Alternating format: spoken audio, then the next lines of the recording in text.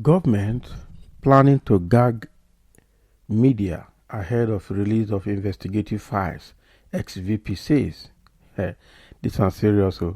I think this information is coming now from Atiku, that the government of Nigeria is trying to gag the media so that by the time the FBI starts releasing Tinubu's dossier, it's not going to be able to circulate very well. But that is not going to work. Trust Nigerians. Trust everybody. Without the conventional media, things will still happen. I tell you.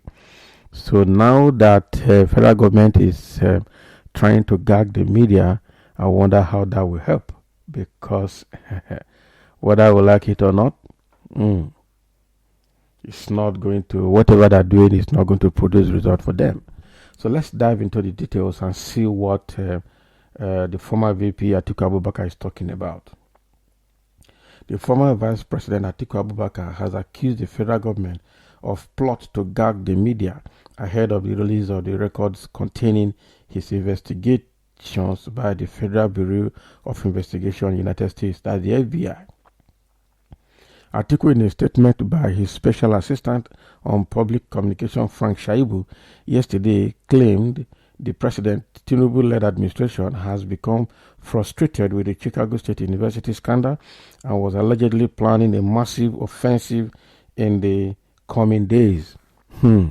So they're already working to see how they will, attack the media completely to see that they can silence the media. But is that going to work?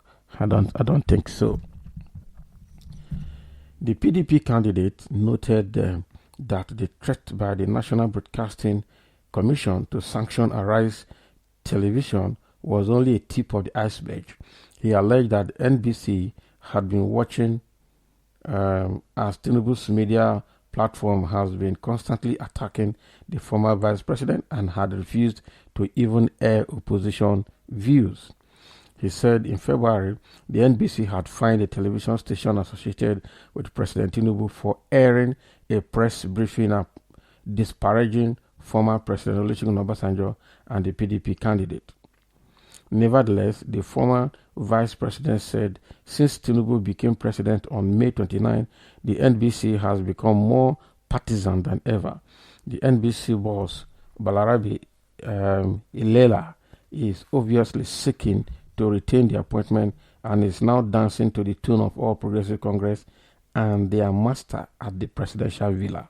The National Broadcasting Commission has now been co-opted into a grand plot to gag the media over Tinubu's certificate scandal.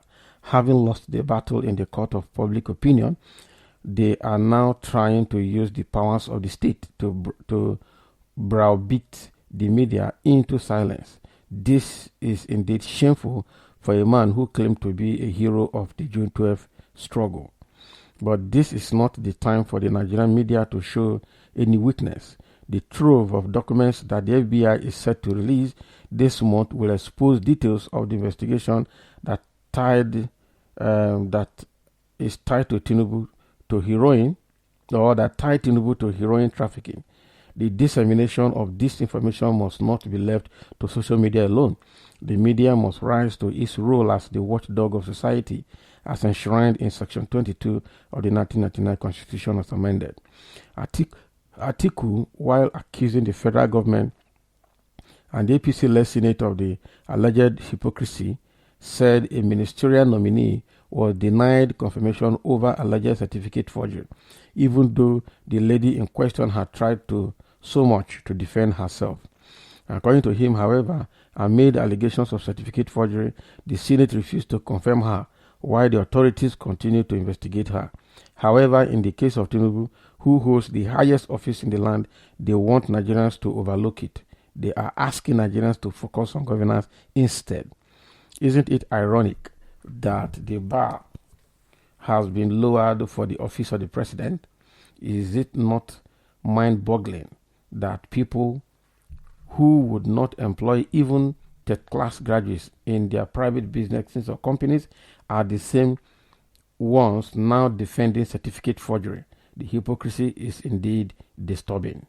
Wow. So that is what is coming from Atiku now through his assistant, which is Frank Shaibu. Okay, with what NBC just tried to do, which is trying to gag or trying to fine Arise TV for allowing someone to use derogatory words. We understand that that was the Arise News that was that hosted what is his name, Dele Farotimi, one of the APC persons that almost turned into argument at the station. So what they are trying to tell us is that that fine that NBC or that warning that NBC gave Arise TV was just the tip of the iceberg. The plan is that they want to frustrate the conventional mainstream media so that they will not be able to continue to propagate the news, especially around Tinubu's certificate forgery. Okay, and this is in preparation for the dossier that the FBI want to start releasing from the end of this October. Actually, FBI said they have a 2,500 page document which is too huge to be released at once, so they want to be releasing 500 pages every month for the next 5 months, which has to do with the good, the bad, the ugly of Tinubu's involvement in the United States, his life in the United States, and I'm sure everything we are talking about are going to be found in that dossier. And having been frustrated by the certificate forgery case, now they are looking for a way to see how they can muzzle or frustrate the mainstream media so that when FBI starts releasing those documents, people are not going to be aware. But unfortunately, it is too late, because the thing here is that the mainstream media is being encouraged to stand up and stand their ground and take their position as the watchdog of the society, actually. And I think it's also advising everybody here, including the media, that the publication of those FBI records should not be left alone with the social media. It has to be everybody's involvement. And the very good case they are bringing here, okay, one out of the 48 ministers that were nominated for Akpabio's Senate to approve, they approved 45. And after approving 45, a lady among the 3 that were rejected was rejected on the basis of certificate forgery. So now, up to now, even the lady tried to defend herself, but the investigation is still ongoing, and she was not confirmed. But I see Tinubu now, who is occupying the first office of the land, is now being defended for certificate forgery. And the APC-led government want Nigerians to forget about it and focus on governance. That is not possible. That is not going to happen, actually. Okay, so I've got a few comments here. Let me see what somebody's saying.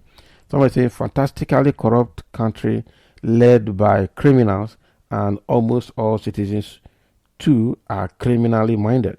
Shame, shame, shame, shame on Nigeria. Exactly. Okay, so Nigeria is so fantastically corrupt that it's now being led by corrupt people. Somebody say, your failure at the Supreme Court will shake the world. Your desperation has brought it completely down and